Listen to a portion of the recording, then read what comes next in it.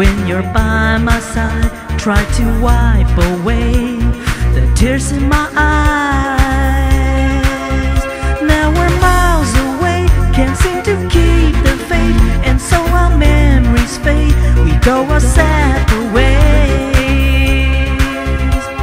Oh, can't you see that I miss you, and I wish you were here to love me too?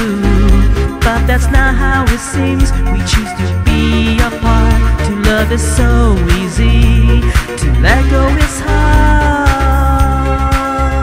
Now we're miles away, can't seem to keep the faith, and so our memories fade. We go our separate ways.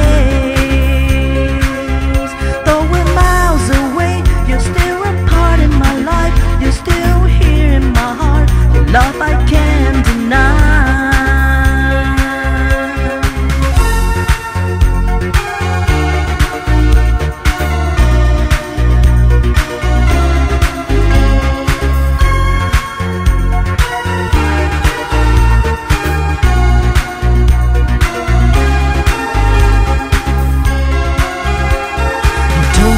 So we'll be together until the end of time and stay forever. But that's not how it seems. You chose to be apart. You cast your love away and gave me a broken heart. Now we're miles away, can't seem to keep the faith, and so our memories fade. We go our separate ways.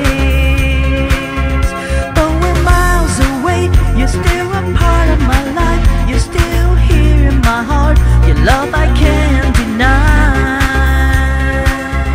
Now we're miles away, can't seem to keep the faith, and so our memories fade. We go our separate ways. Though we're miles away, you're still a part of my life. You're still here in my heart. Your love I cu nhỏ trong lúc cu amor trong chia cu tua đầu ư cho kê lu giờ hai bia cu chỉ bao kê lu là khó chọn dư giá trị đâu cu mò cho cả lo cho cu amor cho cả lo qua còn lúa cho cả lo cu chế nghe lưu ta cho cu chế thì đua biểu chia tỏ lưu cu thiên ấy cho cả lo cho cả lo cho cu lưu của mùa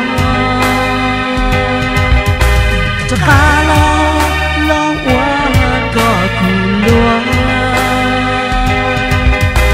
cho cả lo cu chế nghe lưu to.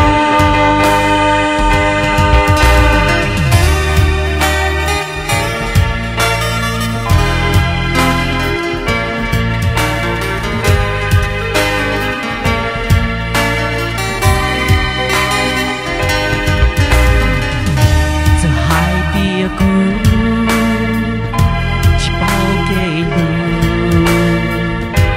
khó chọn dư giá trị đâu cu mò cho cả lo cho cu lu của mùa